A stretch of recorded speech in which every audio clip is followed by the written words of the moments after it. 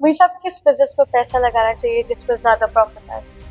अच्छा, ये बहुत जेनेरिक क्वेश्चन है। डिपेंड करता है कि एम क्या है, टारगेट क्या है। आपने प्रॉफिट की बात की, डिफरेंट किस्म के प्रॉफिट्स हैं, यानी फिर ये देखना पड़ेगा प्रॉफिट क्या, मतलब कुछ महीनों के बाद आना शुरू हो जाए और वो मंथली ज़्यादा आए, या अगर इन्वेस्टर फॉर एग्जांपल जो पैसा लगा रहा है वो वेट कर सकता है साल का और उसके बाद इकट्ठा उसको ज़्यादा प्रॉफिट मिले, तो इस सिचुएशन पे डिपेंड करता है। जेनेरिक में बात करता हूँ, हम दुबई में बैठे हुए हैं, दुबई में रियल इस्टेट में आप लगाते हो, उसमें मंथली प्रॉफिट बहुत कम है।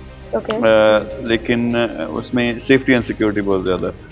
दूसरी तरफ अगर हम बात करें ई कॉमर्स में आप लगाते हो, तो ई कॉमर्स में रिटर्न्स बड़े अच्छे, यानी 6 महीने के अंदर इवन 10% मंथली भी मिल सकते हैं। उसमें कैपिटल गेन भी है कि अगर आपने एक स्टोर में इन्वेस्ट किया, स्टोर की वैल्यू बढ़ सकती है। फिर अगर विजन वाला कोई प्रोजेक्ट है, यानी अगर लॉन्ग टर्म आपने करना है, पर्सनल इलेक्ट्रिक बाइक इस तरह की टेक्नोलॉजी वाले बिजनेस में आते हैं, शुरू में वो शायद आपको साल उस तरह से प्रॉफिट ना आए, लेकिन उसमें जो प्रॉफिट फिर साल 2 साल बाद आना, वो एक दफे वाले न्यारे हो जाने और आपकी कैपिटल वैल्यू बहुत ज्यादा बढ़ जाती है। So it all depends. IT में बड़ा अच्छा है। तो ये 4-5 मेन बिजनेसेस हैं। मीर साहब, लेकिन बहुत सारे लोग हैं जो दुबई में आके सेटल होना चाहते हैं, इन्वेस्टमेंट करना चाहते हैं, तो उनके लिए कौन सा बिजनेस ज्यादा प्रॉफिटेबल है? अच्छा, उसमें जिस तरह मैंने बताया ये 5-6 मेन हैं। ई कॉमर्स है, प्रॉपर्टी का बिजनेस है, फिर आप अगर बात करें आईटी में आ सकते हो, टेक्नोलॉजी में आ सकते हो, इस तरह के डिफरेंट प्रोजेक्ट्स होते हैं। लेकिन अल्टीमेटली डिपेंड करता है। डिपेंड, आपने कहा सबसे पहले बात की कि सेटल होना चाहते हैं। सेटल होने का मतलब ये है कि अगर आप सेटल होंगे तो उनके महीने के कोई खर्चे होंगे। तो मैं हमेशा कहता हूँ कि अगर तो उस हिसाब से आपने प्लानिंग नहीं की इन्वेस्टमेंट के लिहाज से, तो पहले फिर फाइनेंशियल फ्रीडम को टारगेट बनाओ। वो क्या है कि अगर आप दुबई में आते हो, तो मेरे ख्याल में अगर आप यहाँ रहते हो, एक रीजनेबल लाइफ गुजारने के लिए आपको $10,000 यानी 35-36 हज़ार दिरहम आपको चाहिए पाकिस्तानी। मेरे ख्याल में आई डोंट नो 25 से 30 लाख रुपए बनते हैं depending on the conversion rate. तो पहला टारगेट ये होना चाहिए। अगर उस किस्म का टारगेट है तो आइडियल सिचुएशन ये होगी कि don't put your money in just one thing. उसका क्या मतलब है? वो इंग्लिश में कहते हैं कि don't put your all your eggs in one basket. एक चीज में डालते वो डाउन जाती है, तो इसका मतलब है वो उस तरह से फाइनेंशियल फ्रीडम अचीव नहीं करोगे। एक ऐसी चीज में आओ, ऐसे ग्रुप में आओ जिसके नीचे 5-7 ही सारी चीजें शामिल हैं। उसमें जब आप पैसा डालते हो तो वो सारे प्रोजेक्ट्स में लगता है। फॉर एग्जांपल बीर ग्रुप की मैं बात करता हूँ, हमारे मेरे साथ बेशुमार सैकड़ों लोग काम कर रहे हैं जो फर्ज करें 1 मिलियन दिरहम से काम स्टार्ट करते हैं, तो उनको ऑन एवरेज $10,000 मंथली मिलना शुरू हो जाता है कुछ महीनों के बाद। तो उनको फाइनेंशियल फ्रीडम तो स्ट्रेट अवे अचीव हो गया टारगेट, यानी अब वो यहाँ अपने माहाना जो खर्चे हैं उनको नहीं फिक्र। फिर उसमें और बेशुमार फायदे हैं कि कंपनी की वैल्यू बढ़ती है तो उनका जो शेयर वैल्यू है वो भी बढ़ेगी। तो मेरे ख्याल में अगर आप न्यू हो, इस फील्ड में आना चाहते हो, पहला टारगेट होना चाहिए फाइनेंशियल फ्रीडम।